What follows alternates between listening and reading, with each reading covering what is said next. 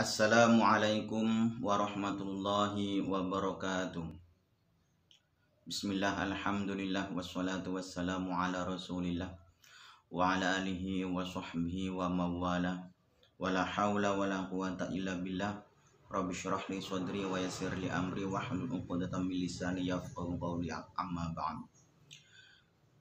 Kepada anak-anakku sekalian kelas 10 di SMKN 1 Grati, dalam hal ini Pak Samsuri akan menjelaskan tentang materi berikutnya dalam pelajaran BTQ, mapel BTQ, baca tulis Al-Quran, yaitu sekarang sudah membahas tentang masalah bacaan nun dan mim yang bertasydid, atau bacaan gunnah nun dan mim yang bertasydid.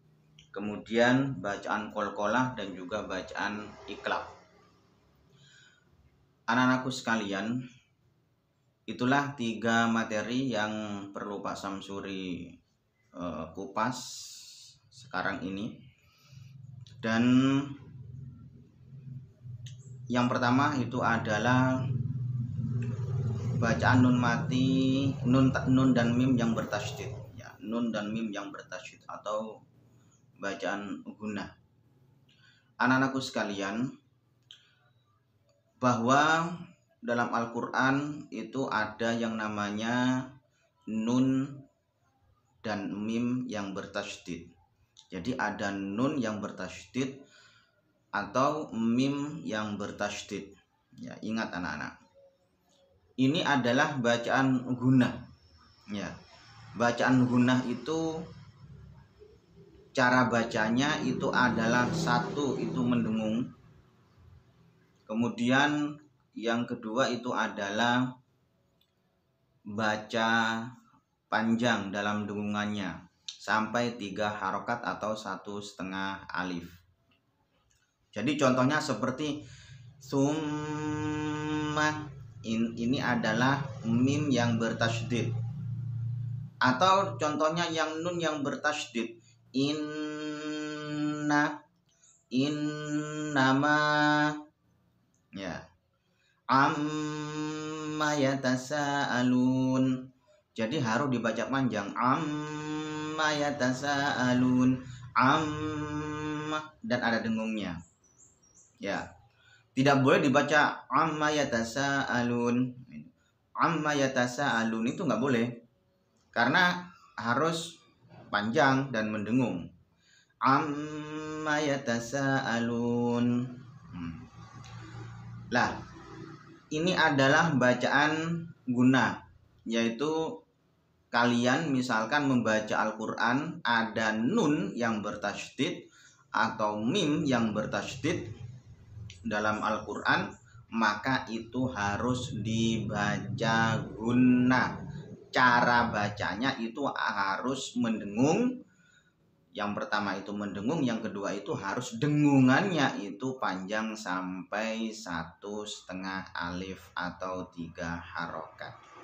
Contohnya inna, summa, amma yatasaalun, innamal mu'minuna, nah itu panjang anak-anak.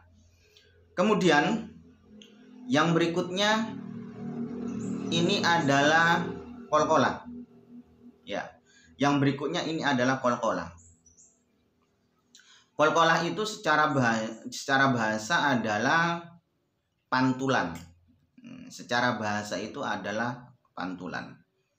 Akan tetapi secara istilah, ya, secara menurut ulama ilmu tajwid, ini adalah memantul bacaan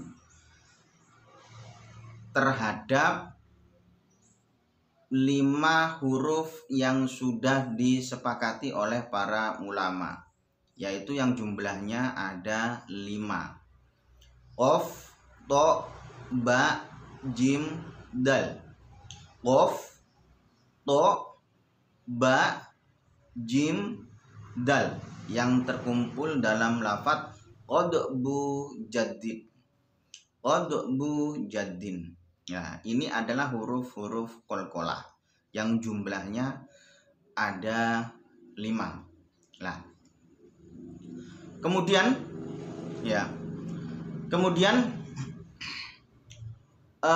ini adalah secara istilah atau definisi secara istilah yang disepakati oleh para ulama. Jadi memantulkan suara huruf qaf, to, ba, jim, dal ya ketika berada dalam posisi mati atau sukun, atau berada dalam posisi bertasydid tapi diwakofkan gitu, bertasydid atau diwakofkan.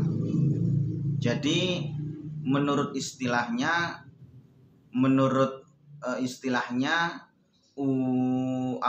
definisi qalqalah itu adalah membaca pantulan atau memantul terhadap huruf to, qaf, to, ba, jim, dal yang jumlahnya ada 5 yang terkumpul dalam lafadz qadbu jadin ketika posisinya tersebut ini sukun atau mati, atau berada dalam posisi wakof yang dimatikan, atau berada dalam posisi tasydid yang diwakofkan. Ini adalah definisinya atau pengertian daripada qalqalah anak-anak. Ya. Kemudian qalqalah itu ada 2. Ya. Qalqalah itu ada 2. Yang pertama ini adalah qalqalah sughra. Qalqalah sughra ini pantulannya kecil. Artinya sughra itu kecil. Ya. Sughra. Ya. Sughra itu artinya adalah kecil. Qalqalah sughra. Lah, kecil itu maksudnya pantulannya nggak begitu besar. Pantulannya tidak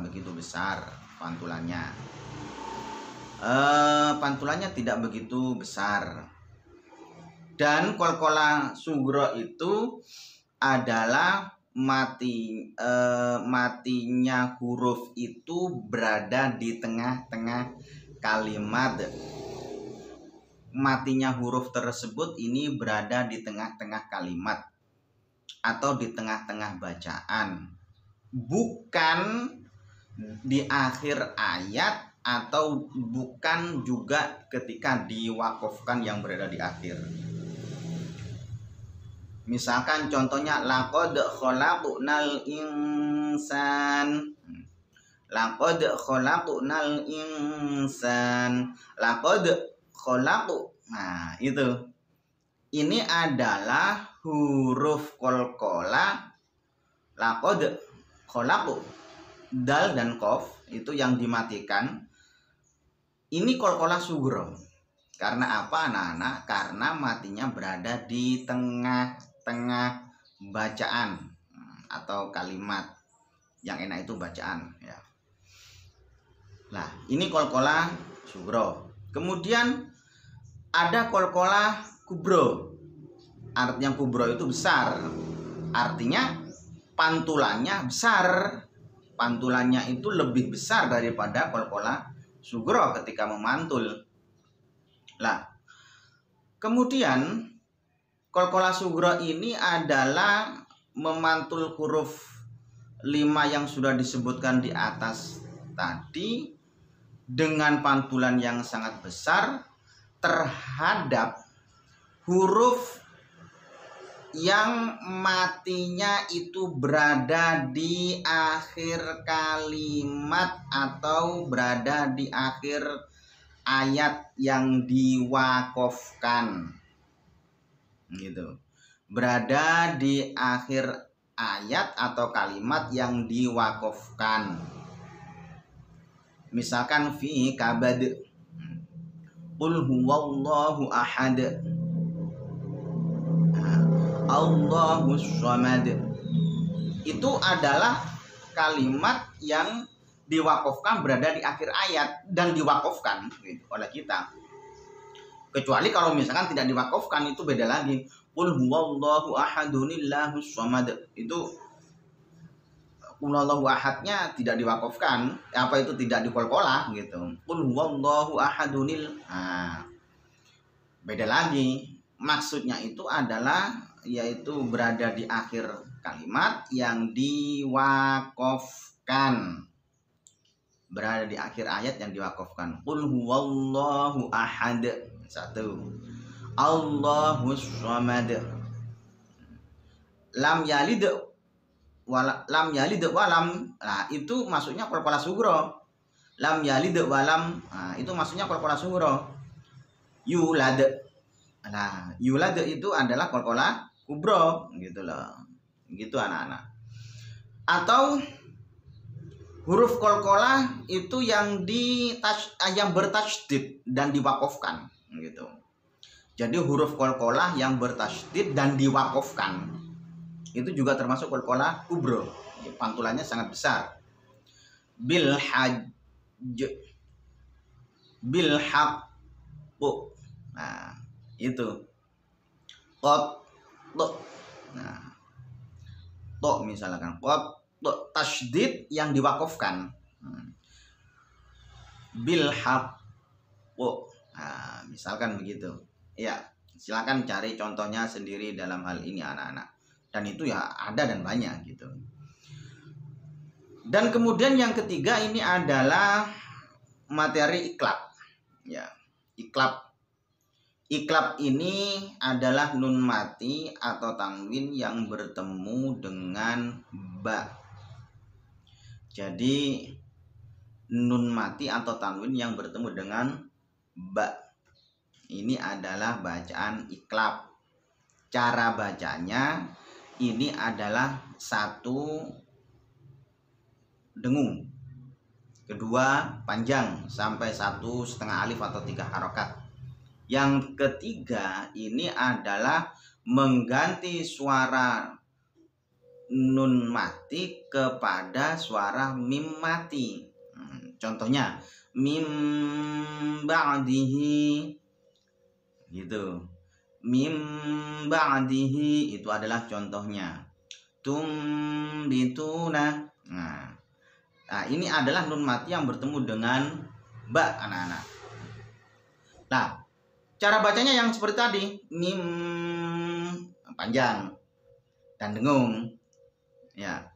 Tulisannya adalah min ba'dihi. Min ba'dihi itu adalah tulisannya. Akan tapi bacanya adalah mim ba'dihi.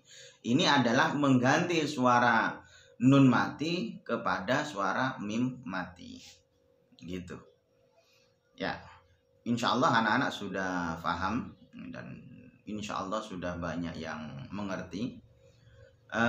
Tugasnya kalian ini adalah 1, merangkum materi yang sudah Pak Samsuri terangkan mulai dari awal sampai akhir ini. Dirangkum, yaitu 3 materi yang ada di atau 3 pembahasan yang ada di atas tadi. 1 itu adalah kewajiban kalian untuk merangkum. Ya, kemudian rangkumannya ditulis dengan tulisan tangan dan tulisan tangan sendiri. Ya, bukan contekan, harus melihat video ini. Kemudian yang kedua, ini setelah kalian sudah merangkum maka dimasukkan di MT, Microsoft Teams. Dimasukkan di situ sebagai kewajiban kalian. Ya. Sekian anak-anak, semoga bermanfaat bagi kita semua dan semoga kita semua diberikan sehat walafiat beserta ketaatan kepada Allah Subhanahu wa taala wa rasulihi sallallahu alaihi wasallam. Amin amin amin ya rabbal alamin. Kurang lebihnya wallahul muwaffiq ila aqwamit thoriq. Wassalamualaikum warahmatullahi wabarakatuh.